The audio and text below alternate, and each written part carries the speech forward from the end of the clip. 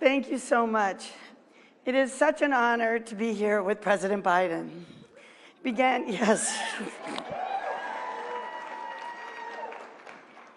his public service career in county government on the Newcastle County, Delaware Council. So he's one of us, and we know this, and we love him for that because he truly understands county government.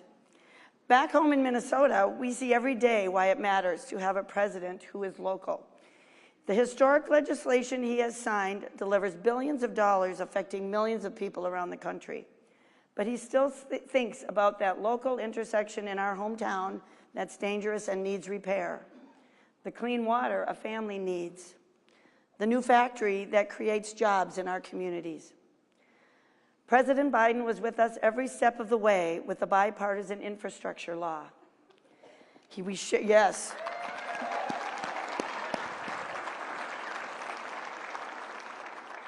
We share his goal to connect every single American to reliable, affordable, high-speed internet.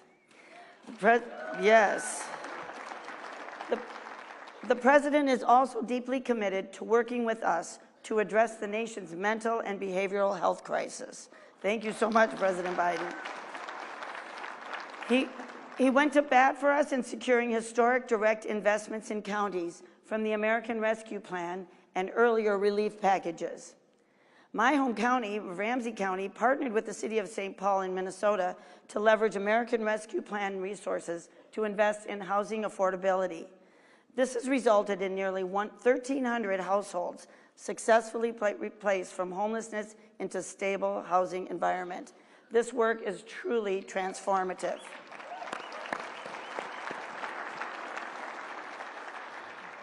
On behalf of NACO and all of us, we are grateful to have such a strong partner in the White House. It is my honor of a lifetime and a moment that I will always remember that I get to introduce our friend, the 46th President of the United States, Joe Biden.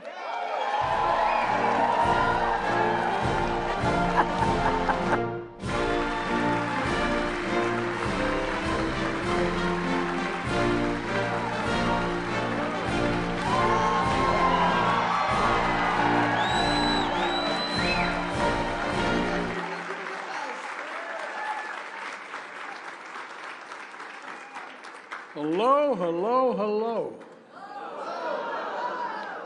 If you have a seat, take one. Thank you so very, very much. You know, I want to thank Commissioner McGuire, Ramsey County, Minnesota. The fact is that it's an honor to join all of you, and I want to thank you for how far we've come these last 3 years, and I want to thank you. We have more to do, but with your help, we're making real progress in red counties and blue counties. I promise to be a president for all Americans, whether you voted for me or not. Well, together, no, it's okay. Together, we're making a big difference bringing this country together and not tearing it apart. Now, some of you know, I started my career as a county councilman. I ran for the United States Senate because serving a local official was too hard. That's almost true. When folks have a problem, they know where you live. They come knocking on your door. Not a joke, I know. Kidding aside, what you do really matters. It matters to people's everyday lives, to kitchen table issues. You're answering key questions for people's lives. Is my neighborhood safe? Is it going to get better? Will the bus get me to work on time? How about the school bus showing up for my kid? Will my kids have a good future in this hometown? Will there going to be jobs? That's what I feel my administration, why I feel my administration with so many who served in county government. Start with Vice President Harris. Tom Perez, a point person in the White House who wants to join you all permanently, I think. All he does is brag about you. You think I'm kidding, I'm not. And others throughout my cabinet, they know what you do. The measure of success isn't how many partisan points you can score, but can you fix the problem? It's really, no, it really is basic. Democrat and Republican, can you fix the problem? We all share the same belief. We're here to deliver results for families, for communities, for the country. That's why I've kept my commitment to leave no one behind, to rebuild an economy from the middle out and the bottom up. Because when we do that, everybody does well. Look at the progress we've made together, and I mean it when I say we. I came to office, the pandemic was raging, and our economy was reeling. Counties nationwide faced devastating budget cuts, but we turned things around. The American Rescue Plan provided $350 billion to state and local governments. That money put cops on the beat, teachers in the classroom, money to keep child care centers open, families in their homes, small businesses on their feet, money directly to every single community in America. So all of you could decide how best to spend your money without having to go through the State House or your governor. They're not bad, but you know what you need. Then we passed the most significant investment in our nation's infrastructure in generations. Roads, bridges, railroads, ports, airports, public transit, clean water, high-speed internet, and so much more.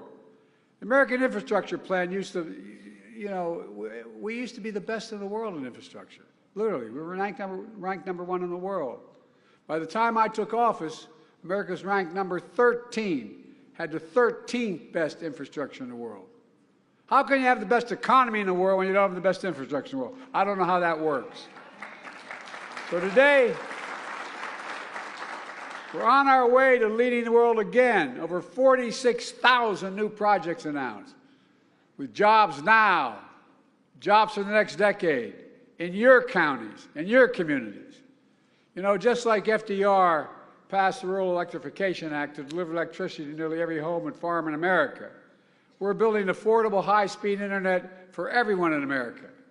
Because the internet is just as essential today as electricity was then.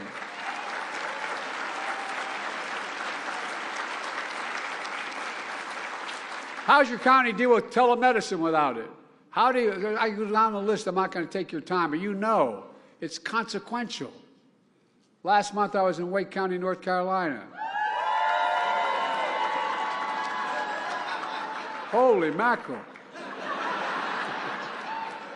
Where we're investing $3 billion to connect the entire state to affordable high-speed internet by the end of the decade.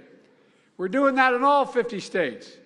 We've already saved 23 million families as much as $75 a month in infrastructure bill, in their internet bills. It's essential for children to do their homework, small businesses to sell their products, folks to have access, as I said, to telemedicine instead of driving long distance to see the doctor. We're also replacing every poisonous lead pipe in America so everyone can turn on a faucet and drink clean water and not worry about brain damage for our children. One recent study shows that reducing the lead exposure for children improves students' test scores as much as reducing class size for one-tenth the cost. I mean, that's a practical impact. But mainly, no kid should have to no parent should have to watch their kid turn on a water fountain and know there's lead in the pipe and not worry about what effect on the brain it has. At the same time, we're making the biggest investment in climate change ever anywhere in the entire world.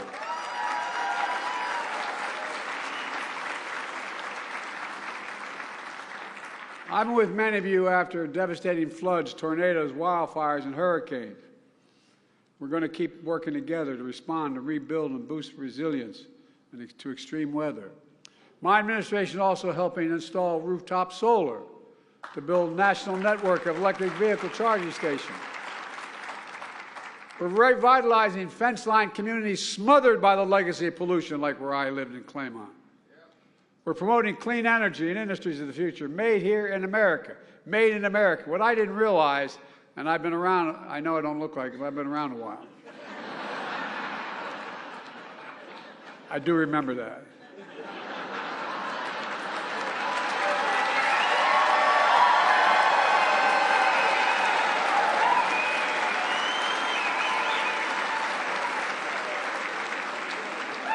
But there's so much we're getting done.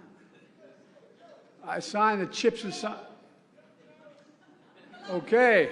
I signed the Chips and Science Act, which attracted $640 billion in private companies' investments that are building factories, creating jobs in America again. And there's an example.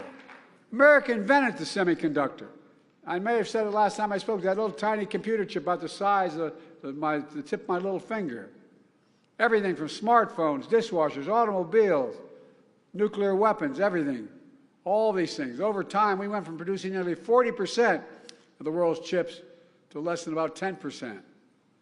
Now semiconductor companies are moving back to America to produce. Back to your counties. So folks never have to leave their hometowns to get a good job. They can raise a family. And by the way, you know, they're building these, what they call fabs. They're factories. You know what how much those factories pay? They pay about $110 a year, $110,000 a year. And guess what? You don't need a college degree to have that job. And all these companies tell me they're coming back because we have the best workers in the world. When I got in a plane and went to South Korea, they said, what the heck are you doing, Joe? I said, I'm going to try to convince them to invest here. Why? Remember we had those supply chain issues? We couldn't get these chips? Well, guess what? Samsung came and met with the president of South Korea. And all of a sudden, I asked the leader of the company, I said, why would you invest in America? He said, you have the best workers in the world, number one. And he also said, it's the safest place in the world I can make my investment. Given half a chance, think about this in practical terms. Given half a chance, American workers have never, ever, ever, ever let this country down, ever, when they're given a chance. Never.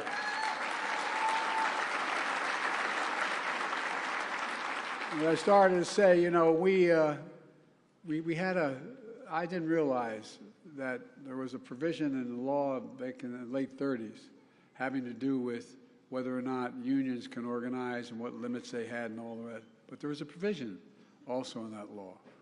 It said that when a president is given money by the legislature to spend on a federal project, he should hire American workers and build it with American products. Well, guess what? That's what we're doing. That's why things are moving the way they are. That's why we made historic investments. For example, we're expanding registered apprenticeships so people can get paid while they're learning how to do their careers.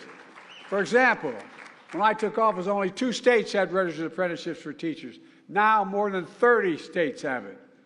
The American Rescue Plan also made one of the biggest investments ever in local public safety.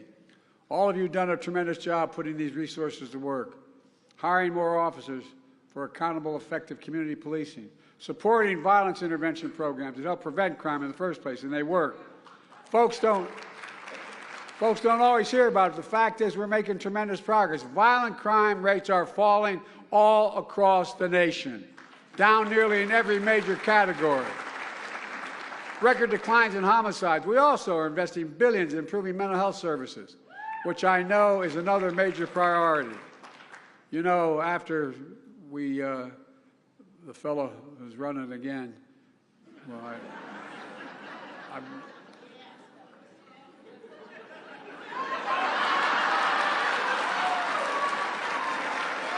after he did not move on making sure that we dealt with vaccinating the American public, we ended up losing over 1 million people dead. 1 million people.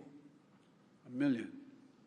And the studies show that for every one of those who died, there were 8 to 10 significant others who left behind.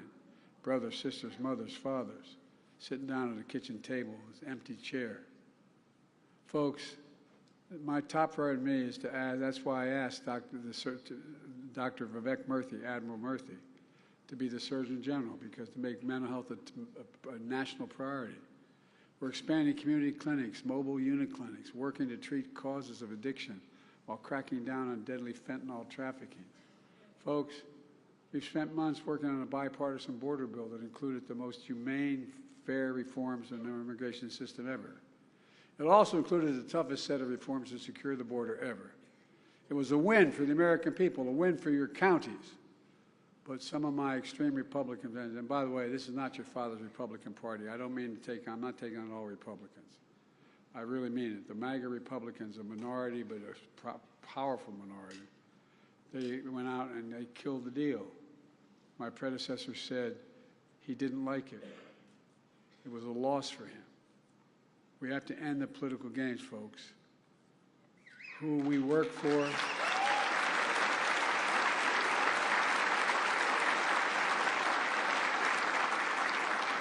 We work for the American people.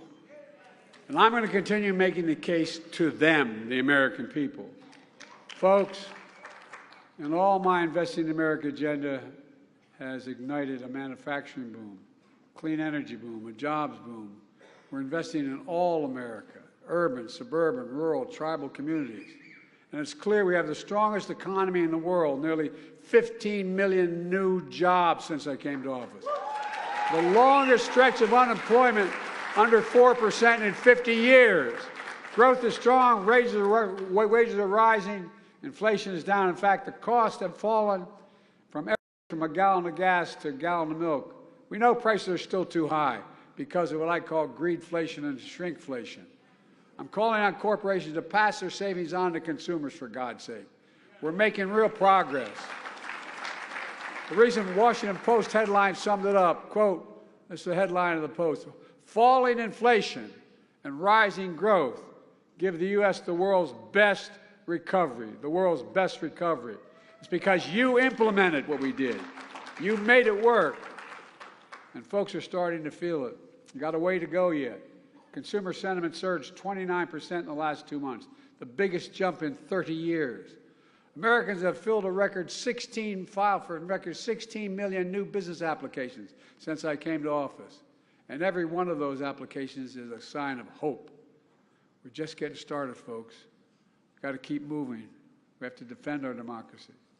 To all the county elected workers in America, election workers, thank you.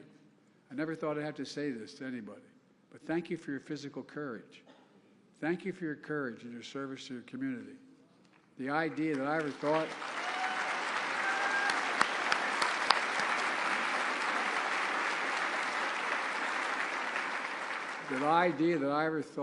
I'd be standing for over 1,000 county officials and having to thank somebody for being an election worker because they're putting their life at risk. Something's wrong, folks. We've got to change this. We've got to change the attitude in this country. Let me close with this.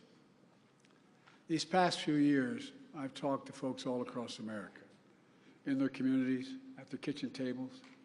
They often tell me how back in 2020 they were down. They'd lost their business. They'd lost faith. And then the laws we passed and the work you did to make them work began to bring them back on their feet, creating new jobs, new businesses, a new cycle of hope. That's why when we see folks, when you see shovels in the ground, people going to work, I hope you feel the pride in what you've done. Pride in your hometowns and making a comeback. Pride in America. Pride in knowing we can get big things done when we work together. That's America, working together. That's what you do.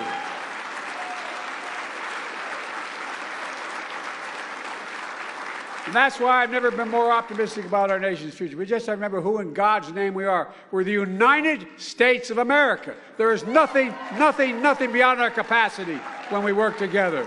So God bless you all. May God protect you. But let's keep going. We got more to do. Thank you, thank you, thank you.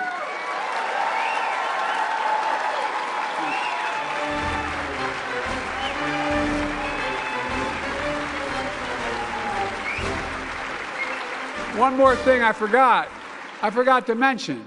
Newcastle County, Delaware. Where are all my 5? Come on, stand up. Where are? Over there. God love you. Like I said, they know where you live. All right, thank you. Appreciate it.